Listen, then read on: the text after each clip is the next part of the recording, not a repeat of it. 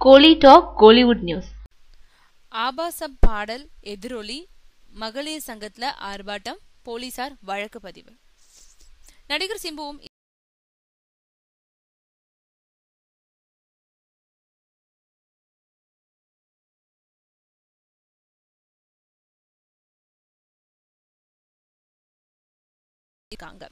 ஆர்ப்பாட்டம். இந்த நிலையில கோவை மாவட்ட மாதர் சங்கத்தினர் அதோட தலைவி ராதிகா தலைமையில திரண்டு நேத்து கோவை போலீஸ் கமிஷனர் அலுவலகம் வந்தாங்க. அவங்க கமிஷனரை சந்திச்சு சிம்புவோட ஆபாச பாடல் பத்தி புகார் கொடுத்ததோட சிம்பு அனிருத் மேல கடும் நடவடிக்கை எடுக்க கேட்டுக்கிட்டாங்க.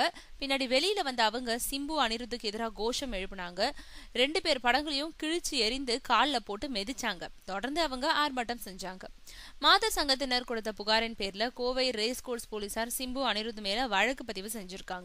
சமூக வலைதளங்கள்ல பெண்களுக்கு எதிராக கருத்து வெளியிடுறதுல தவறான வார்த்தைகளை பிரயோகித்தல் ஆகியவற்றை கொண்ட 3 பிரிவுகளின் கீழ் வழக்கு பதிவு செஞ்சிருக்காங்க. பின்னாடி இந்த வழக்கு சைபர் கிரைம் பிரான்ச்சுக்கு மாற்றப்பட்டது.